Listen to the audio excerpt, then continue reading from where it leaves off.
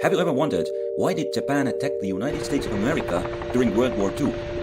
The United States had a much stronger economy and Japan did not have many chances of winning. The answer lies in the Second Sino-Japanese War. It all began 10 years ago. China had been in relative stagnation for a long time, when Japan had started its modernization half a century ago and had a strong military. This had allowed Japan to make some expansion.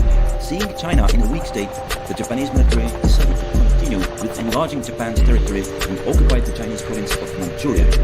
China did not have a strong army and did not offer much resistance. The Japanese proceeded with expansion and took over Chinese territories bit by bit. In 1937, the Japanese seized some Chinese cities. By that time, the Chinese public had become outraged by Japanese expansion and demanded resistance.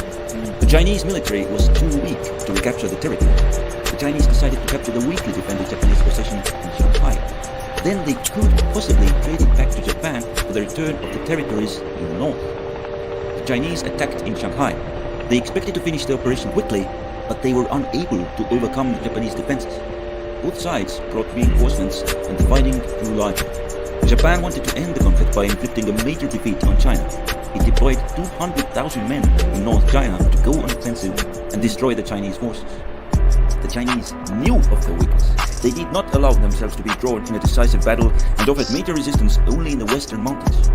Japan was unable to destroy the Chinese forces, but it still could do so in Shanghai. Japan landed around 300,000 men in Shanghai and went on a counterattack. The Chinese made a mistake by holding Shanghai for as long as possible, and the Japanese landed another force behind their lines. The Chinese were unable to properly react to the landings, and their forces were thrown into disarray. Without encountering much resistance, the Japanese now headed towards the Chinese capital at Nanjing. The Japanese captured it, and a large part of the city's civilian population perished in the following weeks during the Nanjing massacre. Japan had inflicted a major defeat on China and now offered peace on harsh terms. Although the Japanese military had Chinese, Japan had other weaknesses. It was a much smaller country than China and had difficulties sustaining a large army. Also, Japan was threatened by other powers, and if they would move against Japan, it would find itself in great difficulties. If Japan had become weaker as time passed, and it decided to not make peace with Japan for as long as possible. Japan had not forced China to surrender, so it decided to neutralize itself and attack China's economy. The Chinese wool industry and its best agricultural lands were in the central part of the country. Japan believed that the Chinese army would become much weaker. Japan would not need to sustain a large force in China, it could reduce its garrison. The Japanese first was to conduct their armies in the north and south of China, while most of their armies were reorganizing to not be attacked with weaker forces. In the south, the Chinese were reinforcements and stopped the Japanese on the river. Then they regrouped their units in the north and deployed a strong force against the Japanese northern attack, which halted their offensive. This left a lot of Chinese troops situated between the two Japanese armies, and Japan was out to encircle. The Chinese were ready for that. The Japanese then continued to advance west, but the Chinese destroyed the banks of the Yellow River, which flooded the river. The Japanese had to stop their advance. The Japanese now set out to capture the lands of the Yangtze River and the city of Wuhan. The floods closed the Northern Road, and the Japanese continued to advance to the Yangtze River. The Chinese had 800,000 men, but the Japanese attacking force had only 200,000. The Chinese deployed their troops in the path of the Japanese attack and slowed down their advance. The Japanese then attacked the weak Chinese forces in the north and outflanked the Chinese defenses. This helped the Japanese to overcome the Chinese on the Yangtze River, and they now approached Wuhan. The Chinese abandoned the city to the enemy. The Japanese proceeded with securing their position. They expanded their territory to the east and west. Then they set out to destroy the Chinese armies.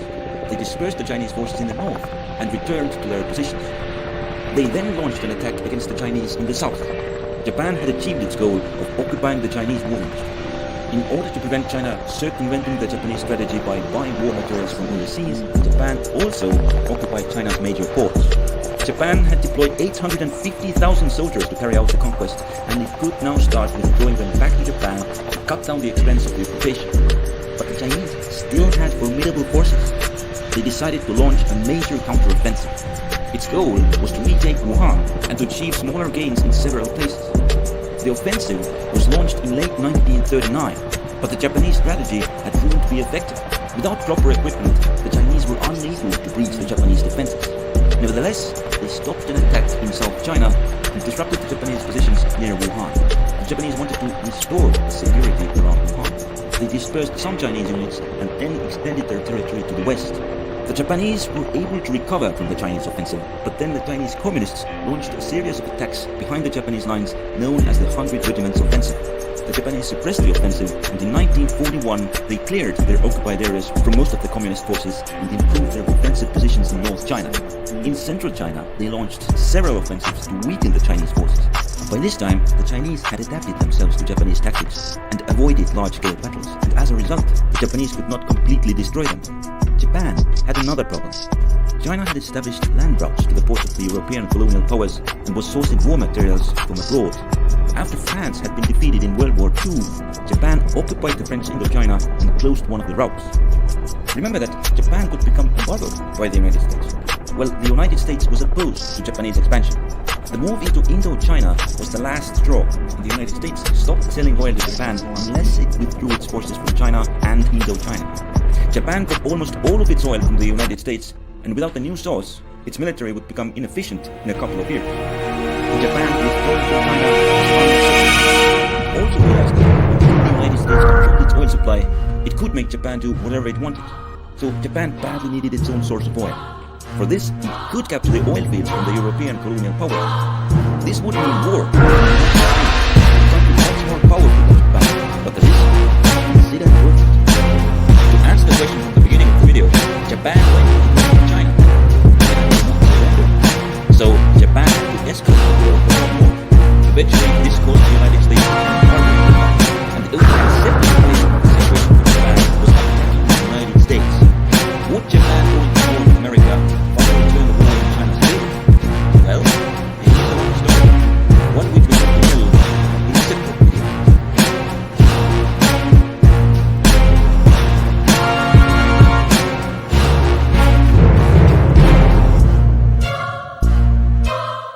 China in 1942. Part of the country occupied by the Japanese army. Its economy and military deteriorated. Its very future existence as an independent nation uncertain. 3 years later, China is the largest power of East Asia and is recognized as one of the 5 major world powers. The question is, how did this happen? Well, it was connected to the strategies both China and Japan adopted in this war.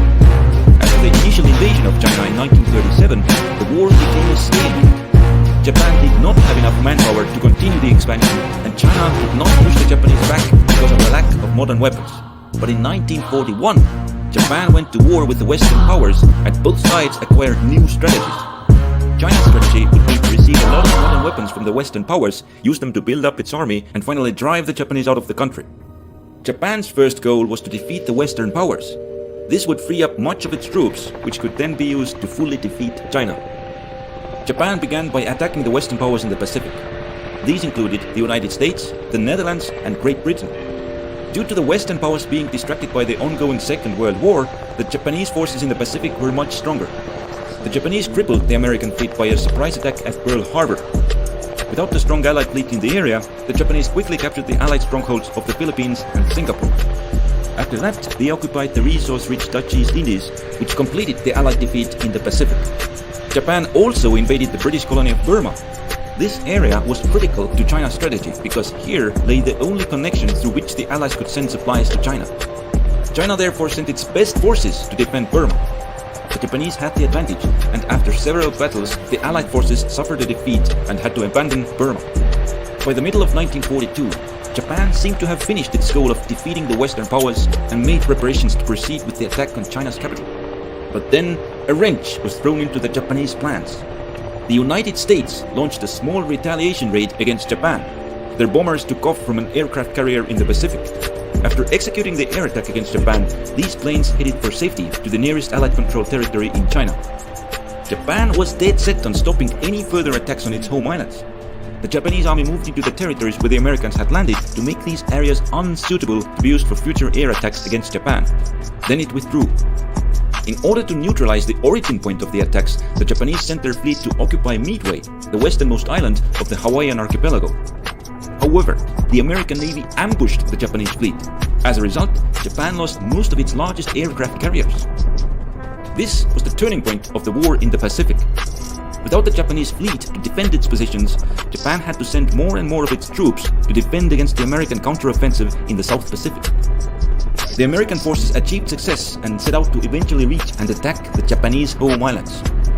In this situation, the Japanese could not launch a major offensive against the Chinese capital, and the smaller attacks they undertook did not cause China much damage. Meanwhile, China continued with carrying out its own strategy.